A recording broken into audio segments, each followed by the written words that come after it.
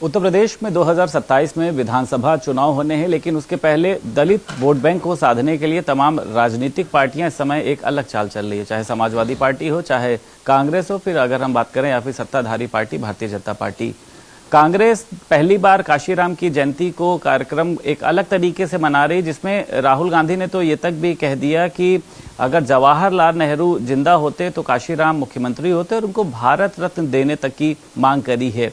इसके पीछे क्या मायने हैं? उत्तर प्रदेश सरकार में मंत्री हैं दिनेश प्रताप सिंह। ये कांग्रेस का वाकई में काशीराम जी के प्रति प्रेम है या इसके पीछे आपको लगता है कोई पॉलिटिकल स्टंट है या क्या है सर?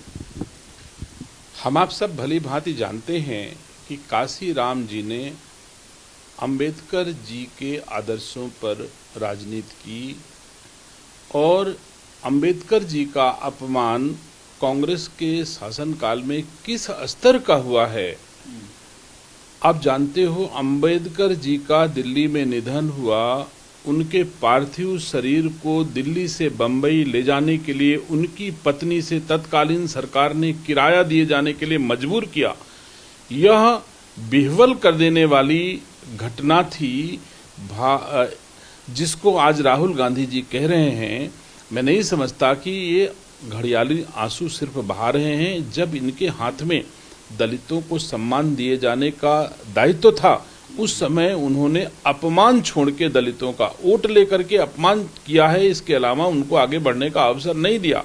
और जब मोदी जी अब सबका साथ सबका विकास के साथ उत्तरोत्तर दलितों को आगे बढ़ाने का काम कर रहे हैं तो इनके पेट में दर्द हो रहा है। ये सोच रहे हैं अब हमको शायद कभी अवसर ना मिले सत्ता में आने का, तो इसी तरह के अनर्गल प्रलाप कर रहे हैं।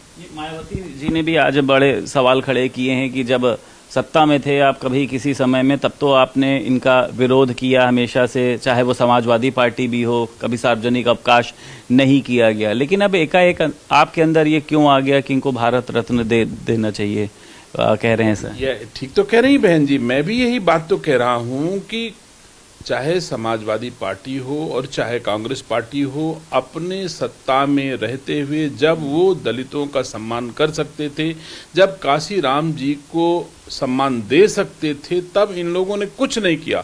सत्ता से बाहर होने के उपरांत सत्ता पाने की लालसा में अब ऐसे ख्याली पुलाव अथवा लोगों को गुमराह करने का प्रयास कर रहे हैं। उत्तर प्रदेश और देश की जनता भली भांति जानती है कि इन लोगों ने दलितों का वोट लिया और वोट लेकर के मूर्ख बनाया। राज या तो अपनी प्राइवेट लिमिटेड कंपनी, अपने परिवार के द्वारा खूब कमाया गया, खूब लूटा गया, लेकिन दलितों का सम्मान अथवा दलितों के महापुरुषों का सम्मान नहीं किया। और दलितों के महापुरुषों का सम्मान अगर किसी ने किया है तो देश के प्रधानमंत्री आदरणीय नरेंद्र मोदी जी ने किया है। सब कोई जानता है। कांग्रेस के नेताओं का आज भी पता कर लीजिए, सरदार वल्लभ भाई पटेल का सम्मान, वो कांग्रेस में थे, लेकिन आज मोदी जी के राज में कितनी ऊंची मूर्ति सरदार वल्लभ भाई पटेल की हमारे देश के प्रधानमंत्री जी ने लगाई। इसके अलावा अंबेडकर जी के कितने स्मारक बनवाए। आज की तारीख में मैं गर्व से कह सकता हूं, हमारे देश के प्रधानमंत्री जी हर समाज में जन्मे, चाहे वो जिस राजनीतिक दल के प्रतीक के रूप में जाने जाते रहे हों, हर महापुरुष का सम्मान हमारी पार्टी और हमारी पार्टी का नेतृत्व तो हमारी सरकारें करती हैं। ये राहुल गांधी ये जो कह रहे हैं लगातार अमेरिका के मुद्दे पर कि प्रधानमंत्री नरेंद्र मोदी ने सरेंडर कर दिया और ये वहां के प्रधानमंत्री के रूप में काम कर रहे हैं, अमेरिका से पूछ के काम कर रहे हैं, ये चीजें इनको शोभा नहीं देती और इन्हीं की वजह से जो आज भारत पे दबाव पड़ा है।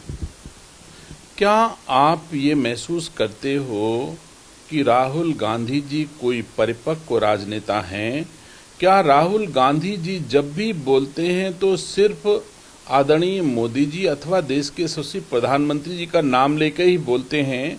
क्या इतना ही दायित्व एक सांसद का है? क्या रायबरेली के सांसद को पार्लियामेंट में अपने संसदीय क्षेत्र के विकास और सम्मान के बारे में एक सवाल उठाने का हक नहीं है, दायित्व नहीं है? क्या उन्होंने ऐसा कभी कहा?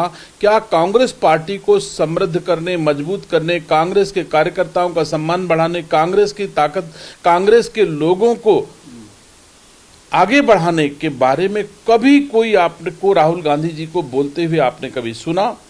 केवल एक बात करते हैं, जब भी मुंह से कुछ निकलता है तो देश के प्रधानमंत्री जी के खिलाफ निकलता है, आदरणीय नरेंद्र मोदी जी के खिलाफ निकलता है, भारतीय जनता पार्टी के खिलाफ निकलता है। क्या नकारात्मक राजनीति से किसी को मंजिल मिल सकती है?